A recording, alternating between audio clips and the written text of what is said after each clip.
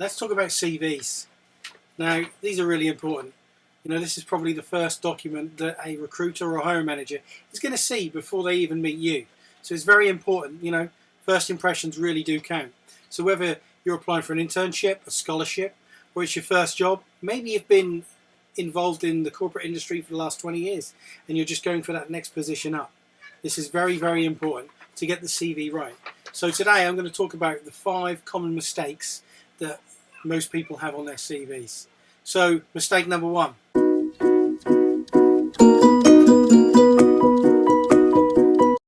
Poor formatting. So it's really, really important that we have your CV structured in a way that is really simple and easy to read. So most hiring managers, they spend between 8 and 10 seconds reviewing your CV, scanning that CV, looking for the right keywords. And if they don't find what they're looking for and it's not laid out in the right way, you know, your CV is just going to end up in the bin.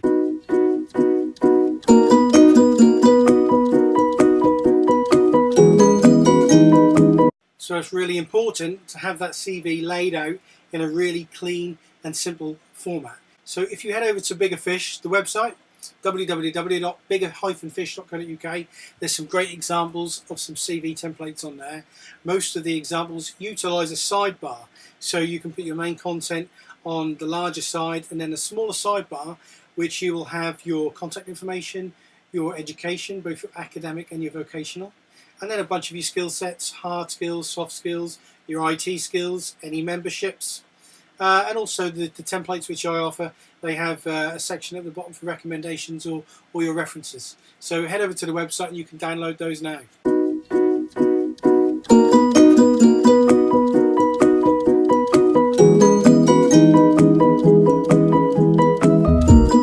So this now brings me on to my second point, which is tailoring your CV to the exact specification of the job, as long as you can justify it.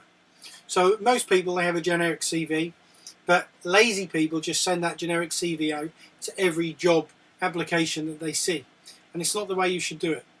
You should look at the job description, analyze it, and pull out the keywords which you can see inside the job description. You'll also get these keyword variations from sector to sector and from different companies.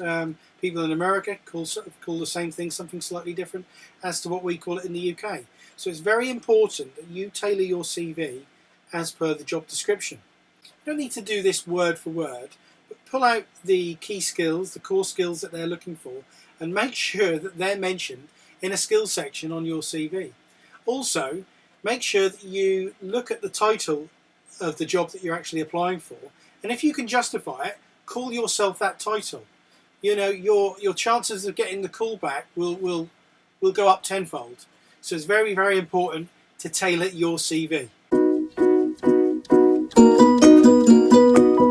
So this brings me on to my third point, which is spelling errors. Now, I don't want to hone on about this too much because I don't think it really belongs in this video, but I've got to put it in here because it is one of the biggest mistakes that people make. So put yourself in the hiring manager's shoes, the recruiter's shoes. You know, if me, as a business owner, if I'm going to hire someone, I want to hire an expert at something, right? Someone wants to come and work for me and I'm going to pay them good money. I want their CV to be on point. It needs no spelling mistakes, no grammar mistakes, full stops, all in the right place, laid out very, very neatly. Because if they're giving me a CV which is full of mistakes, what are they going to do when they come and work for me? It's so, so important. So make sure you get someone to check your CV. Get another set of eyes on it. Get 2 sets of eyes on it. Everybody will have an opinion about your CV, but just say, hey, you know, can you please look at this, have a little read of it, just make sure that the grammar is right, the punctuation, the full stops are all in there, the commas are right, and it reads correctly. Very, very important, guys. Okay, my fourth point, lying. Now, we all would like to embellish our CVs a little bit, embellish our history, maybe start changing some job titles. You wouldn't be the first person to do that. But believe me, in this day and age, it's very, very easy. And don't think that a recruiter's not going to check. A recruiter, hiring manager, they can check. All right, it's a phone call, it's an email. They can get on LinkedIn. They make sure all the information marries up. If there are discrepancies, guess what? You know, you're going to be out the door. If you do lie on your CV and you say that you're bigger and better than what you are, Maybe you've tweaked your exam grades. Maybe you've added some extra achievements in there which you didn't really achieve. You're just going to shoot yourself in the foot when it comes to interview stage, because they will ask you questions, they will put you in the hot seat, and believe me, lies are always found out. I've got 3 children, and whenever they lie to me, I can see right through it. And it's exactly the same in a job interview situation. People can tell. Whoever's interviewing you, they're going to be trained how to read you. Okay, they're going to be watching you very, very carefully. And if you're lying, you're going to be first out the door.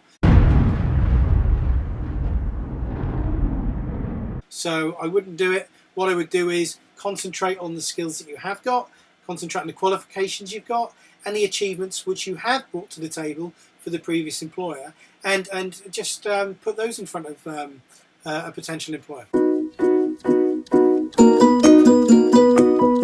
And that brings me to my final point, lack of evidence. So it's all well and good looking at a job description, copying all the skills that they want, put them on your CV, but it becomes a very big list of unsubstantiated skill sets. You need to be able to back them up somehow and substantiate them. So what I do with my clients is I use the STAR method. Situation, task, actions, followed by a result. And if you write a case study based on this, so with the situation, you talk about the company, the problem that they had. With the task, you mentioned what you were hired to do, your position, and what your main responsibility was, followed by 4 or 5 actions in chronological order of what you actually did, and then finally with a result, a measurable result. So try and get some statistics, get some numbers in there to back it up. And usually 3 of these on the first page of your CV is enough. And what they do, they're really very, very good for substantiating your skill set. So make sure you've got the evidence in there. And also in your chronological history, when you're talking about your jobs, fill that with key achievements as well. So in each position, at least have a couple of key achievements, things which you've brought to the role, benefits which you've brought to that company, rather than just a list of roles and responsibilities. I'm Lee Woodrow from Bigger Fish. That was 5 common CV mistakes. I hope you've enjoyed it. So if you did, please like down below, share it. If you know someone that would be interested in this, mention their name below, and just get the word out there. Have a great day. Thank you very much.